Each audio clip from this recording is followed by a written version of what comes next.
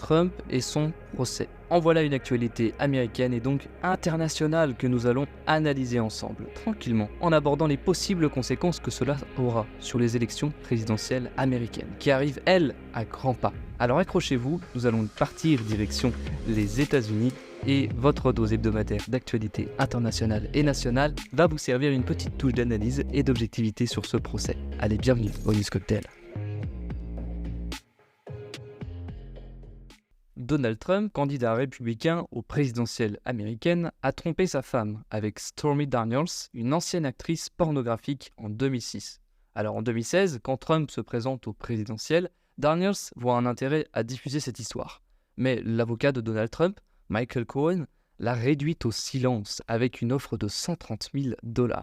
Alors cette actrice essaie malgré tout de populariser l'affaire dans les médias. Et en conséquence, Trump l'insulte sur les réseaux sociaux et elle monte un procès alors pour diffamation, mais il gagne et elle perd des millions en frais d'avocat. Alors en plus de ça, il faut savoir que Trump est déjà visé par de nombreuses affaires, notamment l'incitation à la violence et au coup d'État pendant la prise du Capitole le 6 janvier 2020, souvenez-vous. Mais où est le problème légal aujourd'hui ?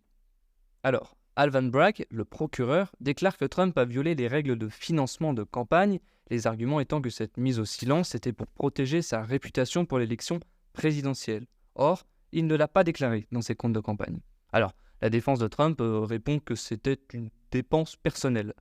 Et politiquement, la division est plutôt nette. En fait, il y a les démocrates qui considèrent que Trump est coupable et ils veulent qu'il aille en prison, ce qui l'empêcherait par conséquent d'accéder à la présidence, tandis que les républicains, eux, sont hostiles à ce procès politique. En fait, c'est logique, puisque Trump étant, on le rappelle, tête de liste pour le parti des républicains pour les élections présidentielles. Donc toutes ces prises de position peuvent alors se révéler être cohérentes. Les républicains sont d'autant plus hostiles quand Joe Biden, qui a stocké chez lui des documents confidentiels, ce qui est strictement illégal, n'a pas été condamné, ce qui montrerait un deux poids deux mesures, selon eux. Mais qu'est-ce qu'il faut retenir ? Qui dit vrai ? Alors, sur le fond, il est clair que la mise sous silence de Stormy Daniels, l'actrice pornographique, n'était pas une affaire personnelle, comme l'avance la défense de Trump. C'était pour ne pas salir sa réputation pendant une période d'élection. En effet, ce dernier avait déjà une réputation sulfureuse à la suite de propos misogynes. Alors, la question qu'il faut se poser, c'est plutôt, est-ce que ce procès est-il un instrument au service de la politique ?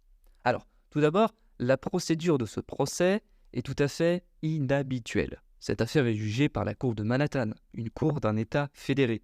Car oui, on le rappelle, les États-Unis étant divisés en 50 États fédéraux. Or, normalement, cela devrait relever de l'État central, du fait que c'est une affaire nationale. En effet, une violation des règles de financement de campagne, c'est une affaire nationale et non une affaire fédérale. Alors, certains se sont donc arrangés pour que ce procès ait lieu dans une cour fédérée et non nationale. Mais vous allez me dire, ça change quoi ? Eh bien, ça change tout, parce que cette affaire est jugée par un jury. Des gens comme vous et moi, de la société civile, censés être un échantillon représentatif. Mais étant donné que c'est jugé à Manhattan, le jury est représentatif de la population de Manhattan. Et il s'avère que ce territoire au sud de New York a un électorat presque unanimement démocrate.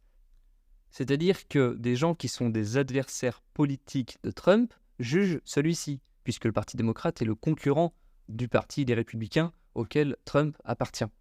On peut alors se demander si on peut parler d'impartialité de la justice. De plus, ce qu'il faut savoir, c'est que le procureur à l'initiative du procès contre Trump n'est pas n'importe qui, c'est Steinglass. C'est celui qui avait d'ailleurs juré qu'il ferait condamner Trump en 2021. En fait, il manipule la justice pour devenir un héros, pour devenir celui qui a descendu Trump et donc pour bénéficier d'une aura immense dans les milieux démocrates. C'est d'ailleurs pareil pour son assistant Alvin Bragg, dont j'ai parlé tout à l'heure et qui a travaillé pour le Parti démocrate, par ailleurs en tant que consultant. Tiens. En conclusion, on voit bien que ce procès met en cause une fraude politique du côté de Trump, malgré ce que disent ses avocats, et de l'autre côté, ce procès est aussi motivé politiquement par le procureur, qui joue sa réputation à descendre un ancien président, malgré l'impartialité qu'il revendique. Sur cette note fruitée, restez à l'écoute pour plus de mises à jour sur cette affaire de politique américaine, et qui aura de gros bouleversements sur l'élection présidentielle américaine, ayant lieu cette année. Et pour cela, vous le savez, vous pouvez toujours compter sur le Newscopter.